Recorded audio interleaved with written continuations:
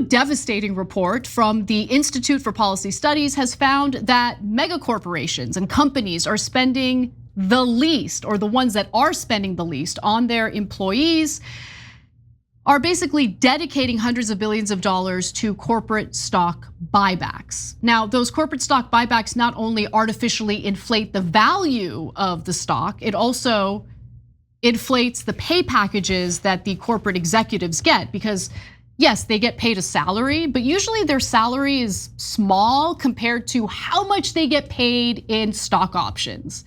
And if those stocks happen to be worth a lot more, well, then all of a sudden they're giving themselves a sweet little raise if they're doing it through corporate stock buybacks. Now, the report, which is titled Executive Excess 2024, profiled the low wage 100. These are the corporations that pay the lowest wages for their workers. And they specifically, of course, look at 100 companies that pay the lowest median wages of the S&P 500. And here's what they found. From 2019 through 2023, the low wage 100 spent $522 billion. That's over $500 billion on stock buybacks. Lowe's is the company that really stands out here, okay? They actually spent the most on buybacks based on this analysis. Lowe spent $42.6 billion on buying back its own shares, a sum large enough to have given each of the firm's 285,000 global employees an annual $29,865 bonus for 5 years. In 2023, Lowe's CEO Marvin Ellison enjoyed total compensation of $18.2 million. The retailer's median annual worker pay, a mere $32,626. So not only does that give you a sense of how much Lowe's is spending on corporate stock buybacks, but it also shows you that disparity in pay for the, by the way, the CEO should get paid more. No one's saying the CEO shouldn't get paid more, but the idea that the CEO should take home $18.2 million while the median worker gets paid just $32,600 is insane. That is insane. In fact, these companies are also handing out, the median annual worker pay of the low wage 100 was $34,522, okay? So just overall, these people are just underpaying their workers while paying their executives a ton of money, and that money is partly, it's tied to the stock market, and when they do the corporate stock buybacks, the amount of money they get paid as a result of those shares being inflated increases. Hey, don't scroll away. Come back.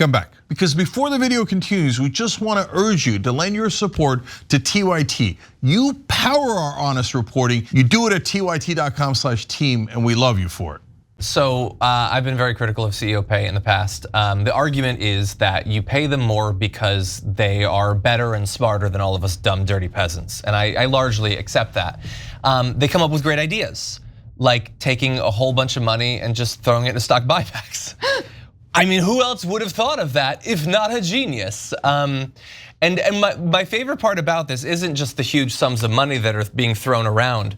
My favorite part about the report is when the huge sums of money are being thrown around. It's from 2019 to 2023, during like the pandemic, when everything's so tough on businesses. We have no money. We have to raise prices. It's so hard. That is such a good Meanwhile, we have so much money.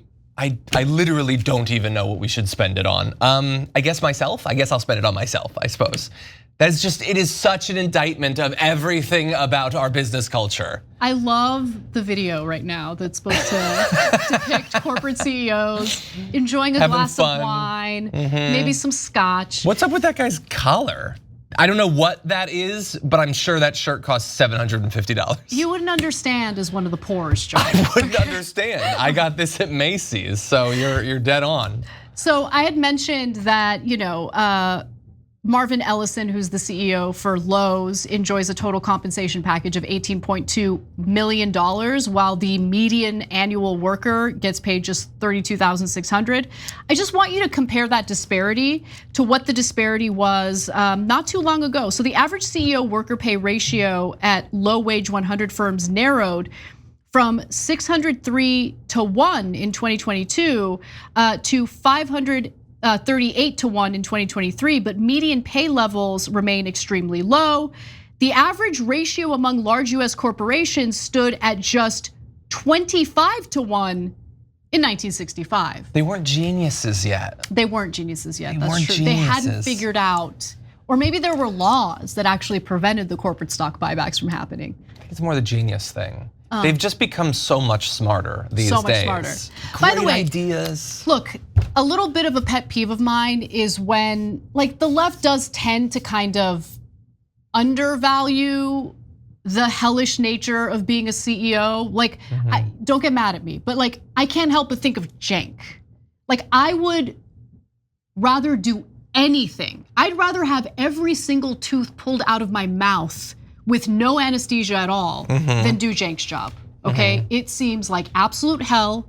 He's constantly in like business meetings, business calls, meetings in general. I know that doesn't sound like a big deal, but have you been in meetings all day, every day for work? Oh, no, okay? Like running a business is not easy. So like, I don't wanna underplay what they have to do, but the idea that the pay disparity, that pay gap should be as large as it is a joke. I know, it's absolutely ridiculous. I'm glad that it's one of the things that Bernie Sanders has often returned to, because I think a lot of people, everything seems so abstract about this, but when you put it in direct, like 400 to 1 terms, I think most people understand that the CEO is not worth 400 of them.